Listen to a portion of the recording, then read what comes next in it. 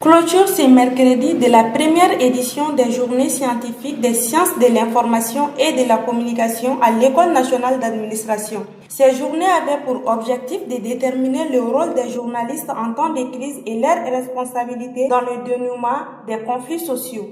Durant ces 2 jours, plusieurs chercheurs, doctorants et journalistes ont débattu sur des différentes thématiques comme les médias sociaux et l'émergence des problèmes publics en temps de crise. Andan Abdoulaye Djidei, directeur général de la radio Clédou. La rencontre a été idéale. Elle a permis de faire rencontrer l'ensemble des acteurs du domaine de la communication et du journalisme ensemble dans un même lieu, de leur donner l'occasion d'échanger, de partager leurs expériences, de faire des communications dans leur domaine, de donner des pistes de solutions, d'édifier la jeune génération que vous êtes les étudiants, les jeunes journalistes dans les rédactions, de leur donner les b.a.-ba de leur métier. Nous avons rencontré des grandes personnalités du monde de la communication et du journalisme. Nous avons entendu des grandes communications sur les thématiques liées à l'actualité et au présent de notre pays. À l'issue de ces journées, une convention a été signée entre l'École supérieure de journalisme et des sciences de la communication de Bamako et l'École nationale des sciences et techniques de l'information et de la communication du Bénin.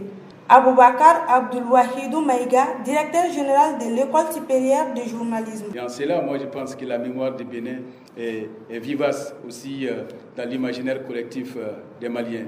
Aujourd'hui, en me trouvant aux côtés de notre ami Ferdinand Pokwe, qui a tenu à faire le déplacement pour venir vraiment non seulement assister à cet événement, mais aussi marqué par sa présence, sa détermination et son engagement à nouer des relations solides et étroites avec l'École supérieure de journalisme et des sciences de la communication.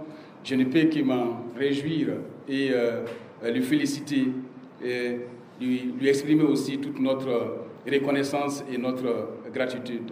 Le directeur général de l'université Dahomey, Ferdinand Porou, a profité de l'occasion pour exprimer sa joie face à cette nouvelle collaboration. Mutualiser nos forces, ça ne date pas d'aujourd'hui. Nous avons laissé de côté notre histoire et nous souffrons tous. Tous les problèmes posés ici se posent là-bas. Et nous n'avons pas le choix, comme je le disais, d'être complémentaires. Ici, par exemple, mon désir, c'est d'arracher une partie du soleil de Bamako et d'aller éclairer de nombreux panneaux solaires au Bénin. Dans le même temps, prendre une portion du grand territoire du Mali, 1 litre seulement de la mer de Cotonou, et d'aller déverser quelque part où les bateaux pourraient directement venir au Mali.